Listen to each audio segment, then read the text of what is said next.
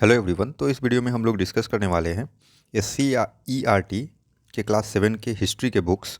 और उस बुक में जितने भी चैप्टर हैं वन बाय वन हम उसको देखेंगे, क्योंकि BPSC T 4 के लिए SCERT की बुक काफ़ी इंपॉर्टेंट होती है।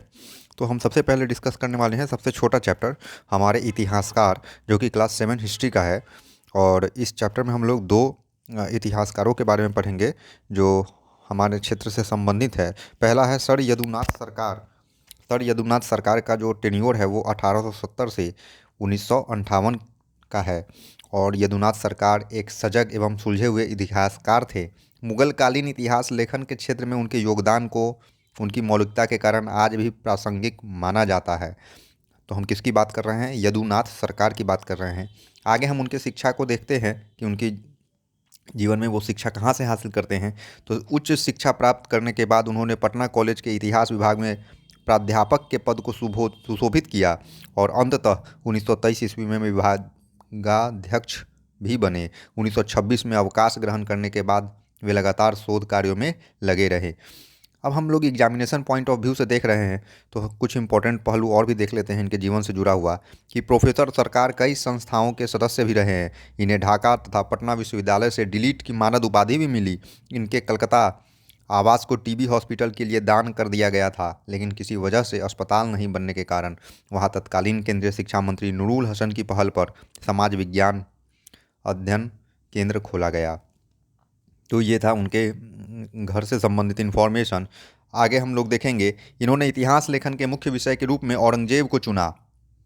यद्यपि शुरू में इनका रुझान 1857 के विद्रोह पर था। कई अंग्रेज इतिहासकार फारसी स्रोतों के आधार पर हिंदू मुस्लिम इतिहास पर काफ़ी कुछ लिख चुके थे। इस तरह सर यदुनाथ के अध्ययन का विषय नया नहीं था, लेकिन इनके अध्ययन की पद्धति तत्कालीन ब्रिटिश इतिहासकारों से अधिक विकसित थी।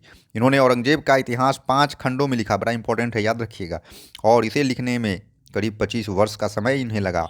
औरंगजेब पर लिखने के बाद यदुनाथ ने इरविन के अधूरे कार्य को पूरा किया। यह पुस्तक लेटर मुगल्स नाम से छपी, जिसमें 1739 का इतिहास वर्णित है। तो याद रखिएगा कि लेटर मुगल्स नाम से यह किताब छपती है और 1739 तक के इतिहास का इसमें वर्णन मिलता है आपको। इनकी अन्य पुस्तक fall of the Mughal empire भी है। इस पुस्तक को लिखने के बाद अपनी राष्ट्रभक्ति की भावना को अभिव्यक्त करते हुए इन्होंने सरदेसाई को पत्र भी लिखा था। आगे आप क्या देखेंगे, इनकी मुगल कालीन इतिहास की दो और प्रमुख रचनाएं थी, Shivaji and his times, Mughal administration. तो ये देख रहे हैं आप, इनकी और भी कुछ किताबें हैं जो इन्होंने लिखा है। तो बुक ऑथर के रूप में आपको इनके कुछ बुक्स ध्यान में होने चाहिए, क्योंकि SCERT के बुक में दिया है तो इसलिए इम्पोर्टेंट बनता है। सर यदुनाथ ने मुगल काल के अतिरिक्त Chaitanya his pilgrimage and teaching, Chaitanya's life and teachings India through the ages, Cambridge history of India, ये सारे भी इम्पोर्टेंट बुक्स उन्होंने लिखे हैं। अब हम एक और इम्पॉर्टेंट फैक्ट उनसे जुड़ा हुआ देखते हैं कि सर यदुनाथ की अंतिम कृति द हिस्ट्री ऑफ जयपुर और हिस्ट्री ऑफ जयपुर, यह किताब किसके अनुरोध पर लिखा गया? तो सवाई मानसिंह द्वितीय के अनुरोध पर लिखा गया, जिन्होंने अपने पूर्वजों के गौरवपूर्ण इतिहास पर नाज था। सर यदुनाथ ने राजमहल के पोथी खाने में उपलब्ध साक्ष्यों के आधार पर जयपुर का इतिहास लिखा। इसे राजमाता गायत्री देवी के प्रयास से प्रकाशित किया गया। यदुनाथ को आधुनिक भारतीय वैज्ञानिक इतिहास लेखन का जनक भी कहा जाता है। सर यदुनाथ याद रखना है, सरकार। आगे हम लोग क्या देखते हैं, एक दूसरे लेखक के बारे में, हम लोग इतिहासकार के बारे में हम लोग देखेंगे, प्रोफेसर सैयद हसन अस्करी। प्रोफेसर सैयद हसन अस्करी कह रहा है, सैयद हसन अस्करी का जन्म सिवान जिले के एक शिक्षित मध्यवर्गीय परिवार में हुआ था। इनकी प्रारंभिक शिक्षा घर पर ही हुई। उन्होंने लंगट सिंह कॉलेज से स्नातक की परीक्षा पास करने के बाद पटना विश्वविद्यालय से इतिहास में स्नातकोत्तर एवं कानून में स्नातक की डिग्री प्राप्त की। पेशे से प्रारंभ में वकील थे, लेकिन बाद में अपने रुझान के प्रति वो ज़्यादा समर्पित दिखाई देते हैं। आगे हम लोग क्या देखेंगे जो एग्जामिनेशन पॉइंट ऑफ व्यू से इम्पोर्टेंट है, कि यहाँ पे हम लोग देखेंगे कि डॉक्टर अस्करी काशी प्रसाद जायसवाल शोध संस्थान के निदेशक तथा खुदा बख्श ओरिएंटल पब्लिक लाइब्रेरी की संचालन समिति के सदस्य भी रहे हैं। अस्करी साहब कई पत्रिकाओं के संपादक मंडल के सदस्य भी रहे। प्रोफेसर अस्करी को इनके कार्यों के बदले अंग्रेजी सरकार ने भी सम्मानित करते हुए खान साहब की पदवी दी थी। बड़ा इंपॉर्टेंट है, खान साहब की पदवी अस्करी साहब को दिया गया। इन्हें मगध एवं पटना विश्वविद्यालय ने डिलीट की मानद उपाधि प्रदान की। इन्हें पटना के नागरिकों ने सम्मानित करते हुए बिहार रत्न तथा भारत सरकार ने पद्म श्री प्रदान किया।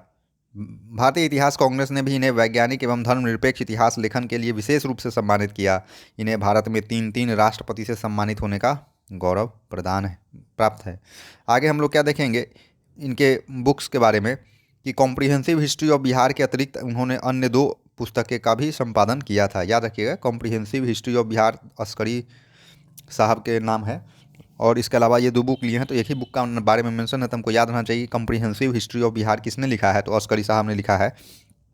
आगे हम लोग क्या देखेंगे कि उन्होंने मध्यकालीन बिहार के संपूर्ण इतिहास, तुर्क शासनकाल के से मुगल साम्राज्य तक के पतन के अनेक लेख लिखे। बिहार के सूफी संतों विशेषकर फिरदौसी संतों पर विस्तृत शोध किया। अब एक और इम्पोर्टेंट है कि अमीर खुसरो की अनेक रचनाओं की उन्होंने आलोचनात्मक व्याख्या की है।